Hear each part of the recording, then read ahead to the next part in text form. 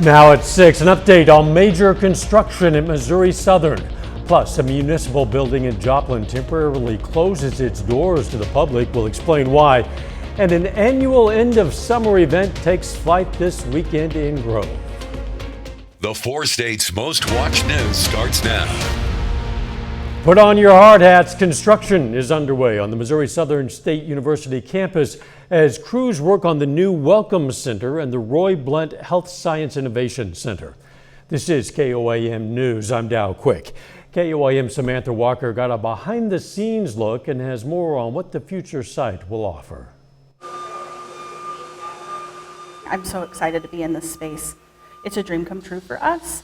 Currently, it may not look like much more than blank walls and empty hallways, but the site of the future, Roy Blunt Health Science Innovation Center, is creating excitement. We're really changing the entire way that we do education for these students in healthcare, because now we really have the space and we really have the equipment to support a true flipped classroom, to really immerse those students even more than we do now. With a price tag of more than $40 million, the Health Science Center will provide students immersive learning opportunities, including a simulated hospital featuring radiology, a NICU, and critical care rooms. This building isn't just a bunch of spaces for classrooms. It's a real immersive learning environment where all this simulation happens, preparing these students for these real-world activities.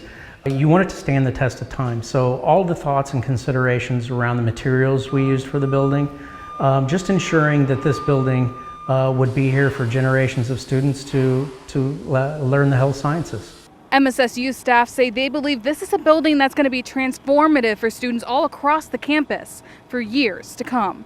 Already I can't imagine this campus without this building. To see the potential of everything, it opens every door for every student. But I mean, we won't be able to go back, right? We'll have the ability to do so much advanced learning. We won't ever be able to go back. This will be here forever. It's a legacy. Reporting in Joplin, Samantha Walker, KOAM News. MSSU plans to have that building completed and ready for students by the fall of 2026.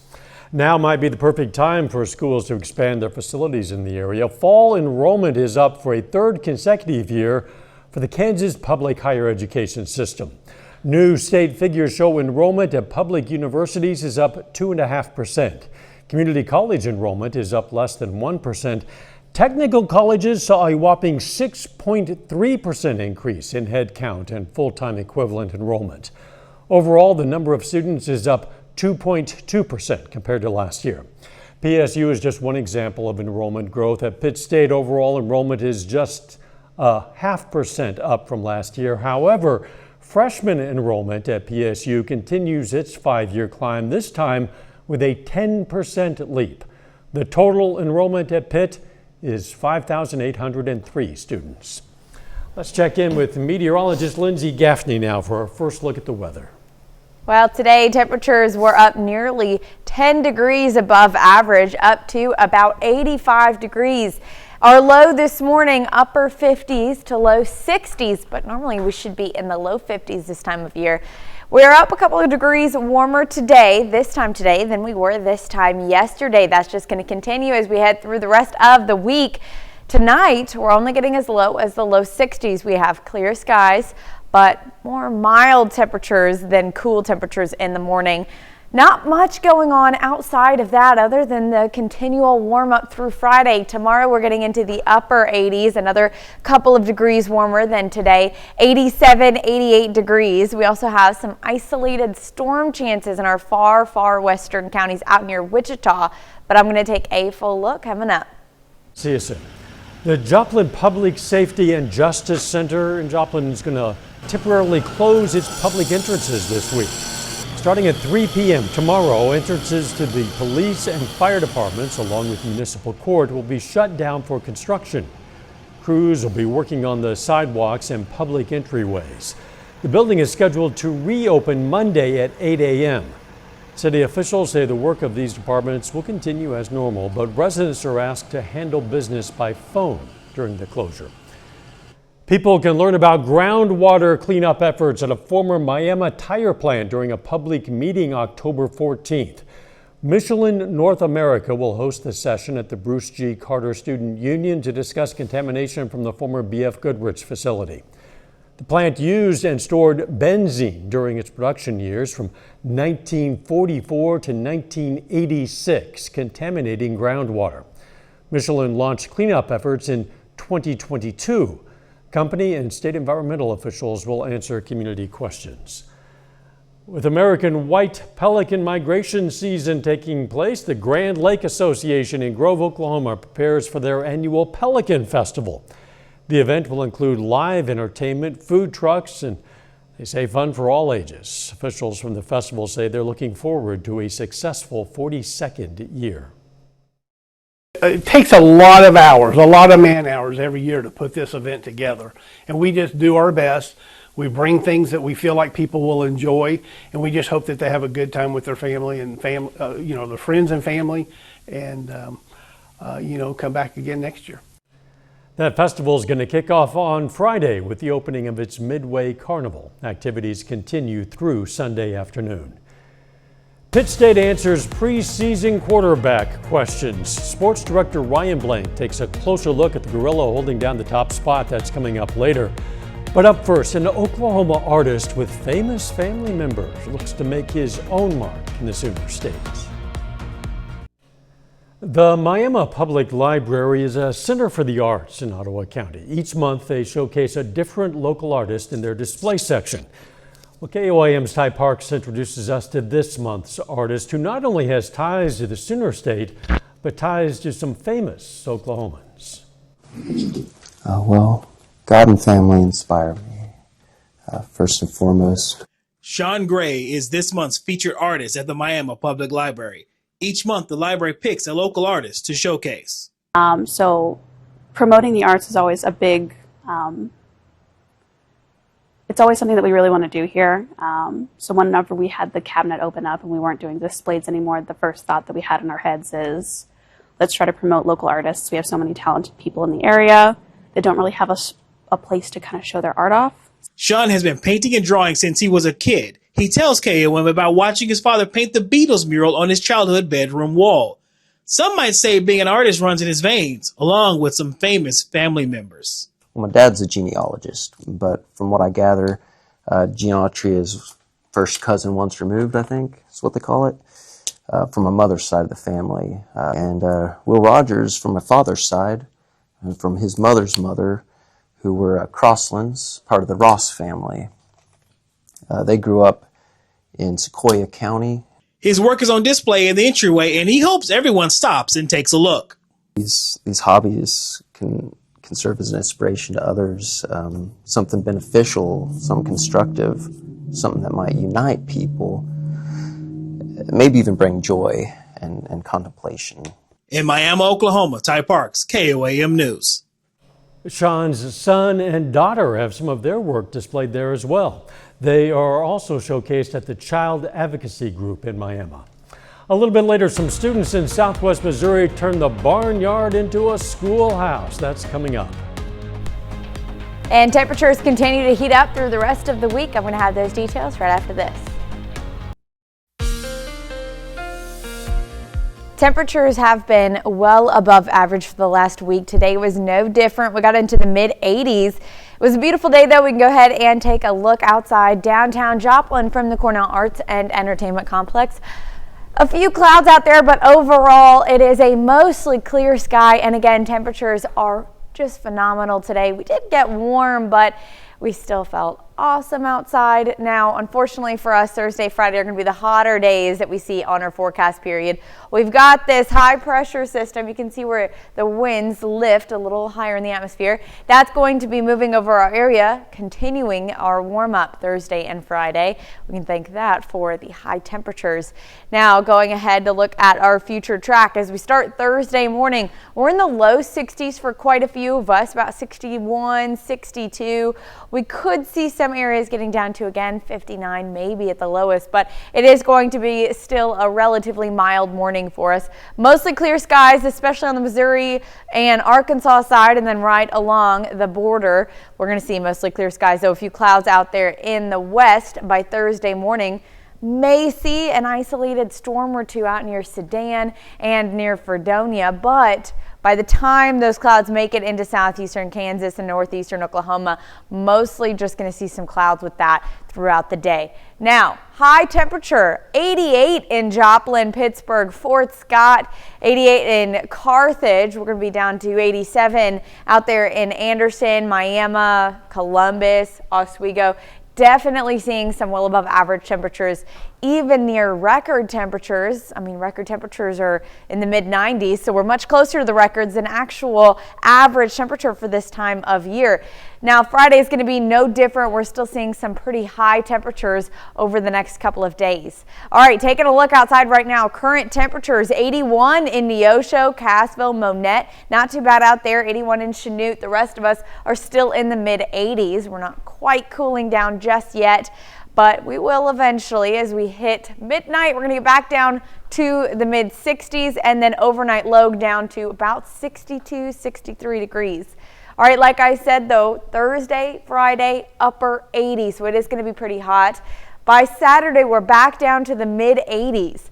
Although we're going to be in high 80s, it still feels a little bit better. We're not seeing a high heat index, so our future feels like is right on par with our actual temperature. 87 in Joplin, Pittsburgh, Girard. Looks like 87 most of the places. 88 in Miami, Grove. 84 in Cassville. Not too bad on Thursday, and Friday is no different. We're going to be either right at our actual temperature or even right below. 86 in Joplin, 85 in Baxter Springs, 87 in Fort Scott, Iola, Chanute, so pretty warm up there. Now, luckily for us, we do have a little bit of cooler temperatures over the weekend, mid to lower 80s. Not too terrible, but by next week, we're back down into the low 80s Monday and Tuesday. Some isolated storm chances there Wednesday, Thursday, Friday, and we're back down to near average in the upper 70s, low 80s for most of the week next week. Near average will be a welcome relief for sure. Much nicer. Thanks. Still ahead, Pitt State's coming off their third straight win, defeating Emporia State with a dominant performance in the run game. We're going to have details coming up. And Gorillas quarterback Jackson Berry transferred to Pitt State prior to this season. We're going to have the story of how he ended up in the Crimson and Gold. Over the offseason, Pitt State had to answer an unfamiliar question. That question being, who's our quarterback? For the last 3 years, the Gorillas had Chad Dodson as a signal caller, but his graduation following last season left a hole under center. But after a competition that went deep into fall camp, Jackson Berry won the starting job. Berry, a transfer from Division I Southern Utah, has the Gorillas coming off their best offensive performance of the season, after totaling over 495 yards of offense and 42 points in their win over Emporia State on Saturday. But prior to joining the Crimson and Gold, Berry was focused on finding a program that would appreciate him. And it's safe to say that he's not only found that program, but a community that he loves. The first thing I told Coach Anthony when he was recruiting me was I just wanted something and someone to appreciate me and what I could bring to the table, and that's exactly what they've done. So I've treated every day like it's a championship day. You know, I've put everything into it, and I'm going to continue to do so. And it's not like something I feel like, I have to. I want to, for the culture, for the city. I can see how much it means to everybody else on the team, and it doesn't mean anything less to me. It means just as much. I love this city, the way they've brought me in and allowed me into the culture and allowed me into what they've already built. It's not really for me. I just owe it to the people who came before me and who are going to come after me. So just every day treating it like it's a championship day. A catalyst in Berry's decision to commit to Pitt State is current Gorillas safety and team captain Ryan Medeiros. Berry and Medeiros grew up together, sharing the field at Prosper High School in Texas. And during his time in the portal, Berry reached out to his longtime friend who helped sell him on PSU. He's awesome. Of course, us growing up together, I know what type of guy he is and what type of family he has, and which are both amazing. His word has always been trustworthy. He's a loyal friend. He's a loyal player. I loved playing with him in high school. I knew who he was. We used to work out together all the time, so I kind of knew the mindset he had. So when he said the culture was what it was and what they were trying to do, I couldn't do anything but trust it. Berry also credited the fans in the jungle, saying that the atmosphere at Southern Utah doesn't even hold a candle to the environment on game day at Carney Smith Stadium. Jackson Berry, though, wasn't the only key piece to Pitt State's win over Emporia State last week, as the Gorillas' ground game dominated with big performances from the running back duo of Cleo Chandler Jr. and Zamari Pelote Gary. Pitt State's 1-2 punch in the backfield led the way offensively on Saturday, combining for 354 rushing yards and 4 touchdowns in the win. Talking to Chandler and head coach Tom Anthony after the game, they emphasized how dangerous this duo can be. It was a rough couple starts for me. Got hurt a couple in the second game, I think, but it was a good game for me. I needed that one, and I'm gonna just keep building off of it. We can be dangerous, as you can see. Zamari's a great runner. I'm a great runner. You put those two together, anything can happen. They both have the ability. I didn't know Cleo could run away from people the way he did today, so Cleo kind of shocked me a little bit. But man, both those guys, they run so hard, and they can make guys miss in the hole, and then they both can go hit home runs for you too. I knew it was there. I think the big challenge for us the first couple weeks is, we lined up and played a couple of the best defenses in the country, in Ferris State and Grand Valley and Fort Hays as well. Just their rush defense. We knew it was all pretty good, so rush yards were going to be hard to come by. But we showed sparks and ran for 200 last week against Fort Hays, and then to be able to do what we did today, just super proud of those guys up front. The Gorillas look to make it 4 wins in a row on Saturday against Nebraska Kearney in the MIAA Game of the Week. Kickoff at 2 p.m. from the Jungle at Kearney Smith Stadium. Coming off their big win on Sunday over the Ravens, Kansas City Chiefs quarterback Patrick Mahomes has been recognized for his big performance. Against Baltimore, Mahomes threw for a season-high 270 yards and 4 touchdowns in the win. It is the 18th time in his career that Mahomes has thrown for 4 touchdowns in a game, and his monster performance earned him the AFC Offensive Player of the Week honors. It is the 11th time in his career that Mahomes has earned the recognition, and it's the first time since the 2023 season.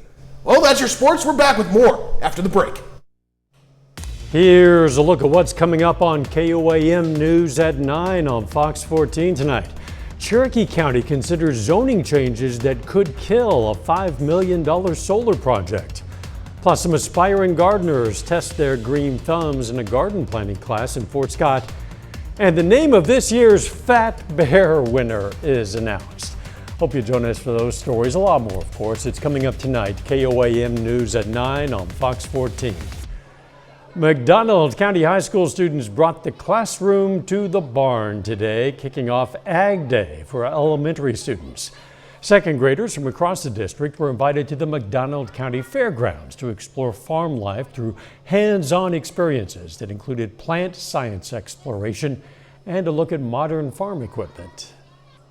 Just to kind of get the youth groups kind of ready for ag and get them involved in it, because ag's a big part of our country and it's what makes our community flow. Yeah, Old McDonald had a farm day. The students were also able to learn from high school agriculture students. Kind of warm out there today. It was, and the next couple of days going to get even warmer. Upper 80s, 88 on Thursday, 87 on Friday. We're cooling back down by the weekend. Back down to the mid 80s. Next week, though, we'll be in the low 80s to upper 70s, so closer to average, though not quite there. We do have some isolated storm chances, though, kicking off on Wednesday. So next week looking a lot better, looking a lot more like October. This week, not so much. Certainly trending in the right direction, yes, in my opinion. Thanks for joining us. We're going to see you right back here for KOAM News at 10. Let's make it a great evening.